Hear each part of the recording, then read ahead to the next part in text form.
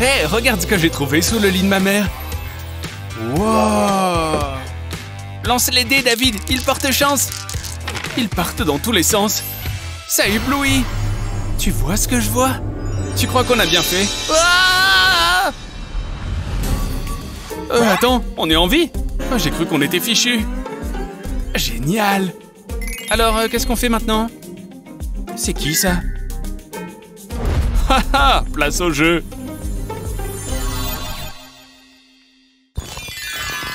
Des cavaliers parmi nos participants? Ou du moins, savez-vous dessiner les chevaux? Yeeha! Ça va être intéressant. Je me sens inspiré. Moi, j'ai toujours préféré les licornes. Les licornes, c'est nul! Ressaisis-toi, Gina! Mettons-nous au travail, d'accord? Je vais suivre ma propre stratégie. Quelques pliages comme ça. Et maintenant, le dessin. On fait des arcs pour relier les deux côtés. Et on les dessine jusqu'à ce que ça ressemble à ça. Ça devrait suffire. Sésame, ouvre-toi. C'est là que ça devient intéressant. Dessine cette forme exactement comme moi. Tout va bientôt s'éclaircir, pas de panique. On passe à la section suivante. Et on fait la même chose de l'autre côté. Très joli. Tu commences à reconnaître ce que c'est? Eh oui, une tête de licorne. Mais il manque encore quelques caractéristiques. J'adore ces cils magnifiques. Ne t'inquiète pas, toutes ces lignes finiront par avoir un sens. Surtout quand j'aurai mis toutes ces couleurs originales. Après tout, c'est une licorne. Ça peut prendre un peu de temps, mais toutes ces lignes uniques et claires donnent une finition lisse et sans à-coups. Comme je dis toujours, un artiste patient est un artiste accompli. Il suffit de croire en la méthode. Ouh, le museau est fini. Maintenant, on colorie la partie la plus magique de la licorne. Plus il y a de couleurs, mieux c'est. Belle combinaison, tu ne trouves pas? La dernière. C'est parfait. Oh, on pose ces instruments à dessin. Montrez-moi vos créations. Ok, quand il faut y aller. Bravo! Hein? Voilà le mien. Chapeau, voilà deux artistes talentueux.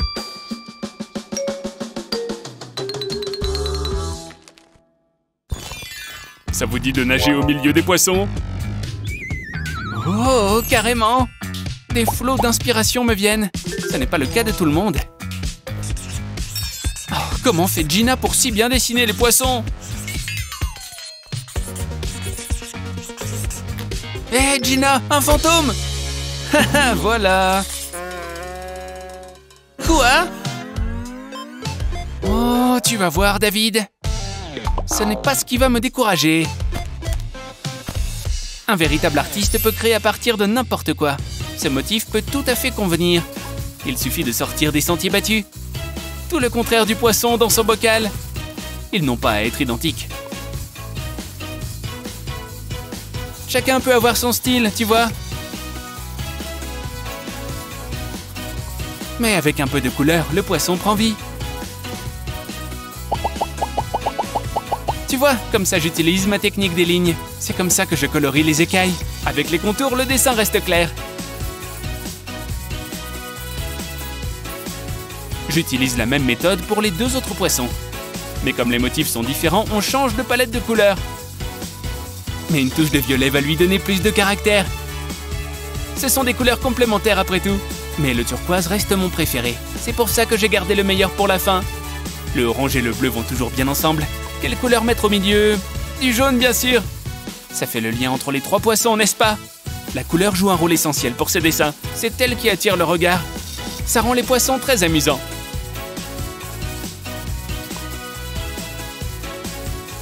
J'ai presque oublié les bulles. J'ai terminé. Apportez-moi vos poissons. Ah, la première place est clairement pour moi. Oui, ce n'est pas mal. Et les tiens, Gina? Vous voulez dire c'est gribouillis? Très joli. Ce plan s'est clairement retourné contre moi. Le prochain défi flanque la fourse. vous l'avez? Frousse, ours.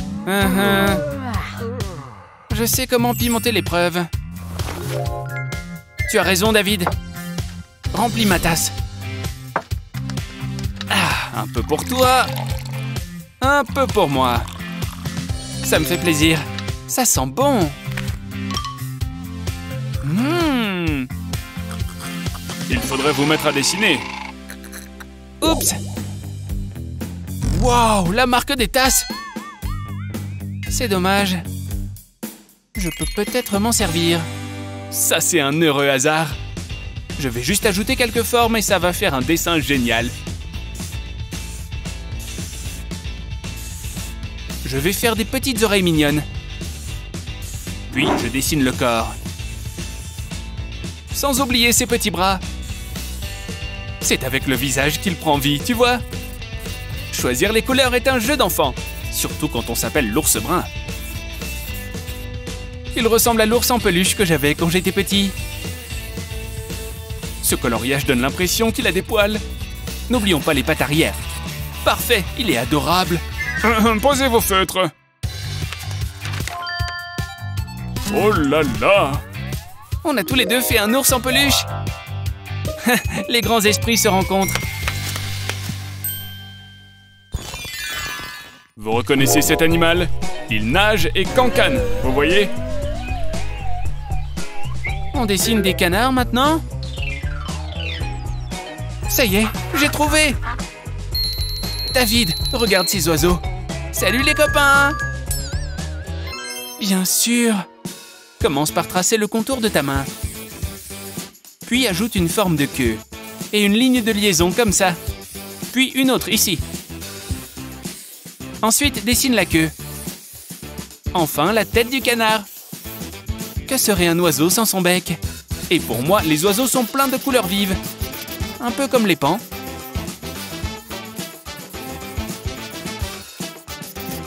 Regarde toutes ces belles couleurs unies.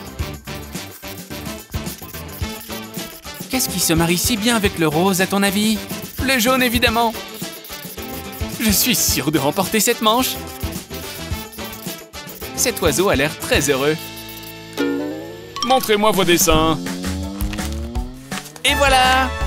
Ça, c'est un canard rigolo. Mais le mien est plus coloré. Échangez-les. Cool! L'art est fait pour être partagé.